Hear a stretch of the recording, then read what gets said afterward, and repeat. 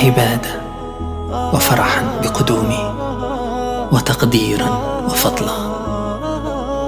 اللهم بلغنا رمضان في بلادنا في سلام وصحة وأمان. اللهم إني أسألك فيه ما يرضيك، وأعوذ بك مما يؤذيك، وأسألك التوفيق فيه لأن أطيعك ولا أعصيك يا جواد السائلين. اللهم ارحمنا برحمتك الواسعة، وأخبرنا أن أمنياتنا تتحقق.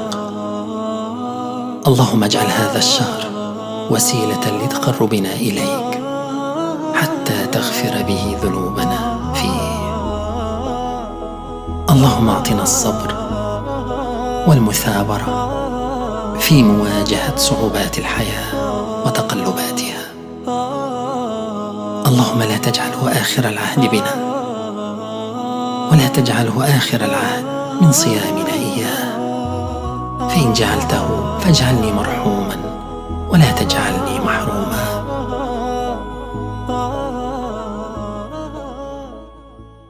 يا رمضان حبا وعبادة وفرحا بقدومي وتقديرا وفضلا. اللهم بلغنا رمضان في بلادنا في سلام وصحة وأمان. اللهم إني أسألك فيه ما يرضيك، وأعوذ بك مما يؤذيك، وأسألك التوفيق فيه لأن أطيعك ولا أعصيك يا جواد السائلين. اللهم ارحمنا برحمتك الواسعة، وأخبرنا أن أمنياتنا تتحقق. اللهم اجعل هذا الشهر وسيلة لتقربنا إليك حتى تغفر به ذنوبنا فيه. اللهم اعطنا الصبر والمثابرة في مواجهة صعوبات الحياة وتقلباتها. اللهم لا تجعله آخر العهد بنا، ولا تجعله آخر العهد من صيامنا إياه، فإن جعلته فاجعلني مرحوما ولا تجعلني محروما.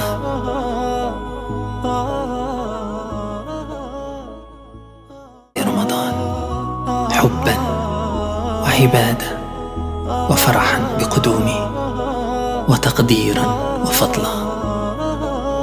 اللهم بلغنا رمضان في بلادنا في سلام وصحة وأمان.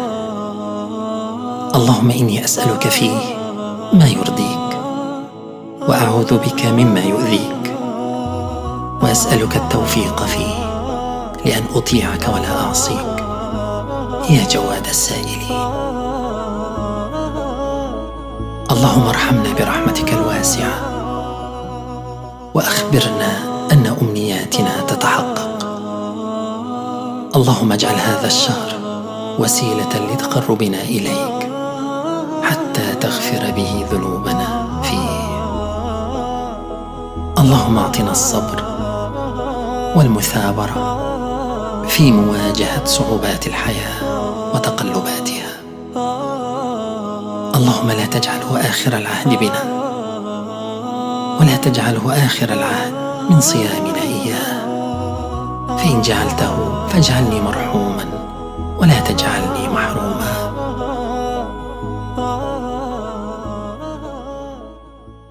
يا رمضان حبا وعبادة وفرحا بقدومي وتقديرا وفضلا. اللهم بلغنا رمضان في بلادنا في سلام وصحة وأمان. اللهم إني أسألك فيه ما يرضيك، وأعوذ بك مما يؤذيك، وأسألك التوفيق فيه لأن أطيعك ولا أعصيك يا جواد السائلين. اللهم ارحمنا برحمتك الواسعة، وأخبرنا أن أمنياتنا تتحقق. اللهم اجعل هذا الشهر وسيلة لتقربنا إليك حتى تغفر به ذنوبنا فيه. اللهم اعطنا الصبر والمثابرة في مواجهة صعوبات الحياة وتقلباتها. اللهم لا تجعله آخر العهد بنا، ولا تجعله آخر العهد من صيامنا إياه، فإن جعلته فاجعلني مرحوما ولا تجعلني محروما.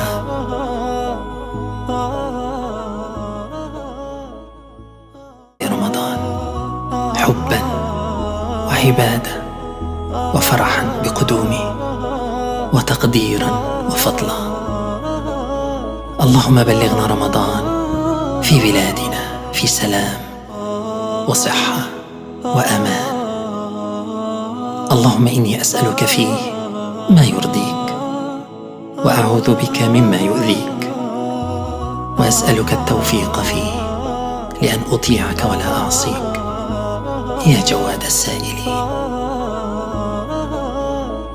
اللهم ارحمنا برحمتك الواسعة، وأخبرنا أن أمنياتنا تتحقق.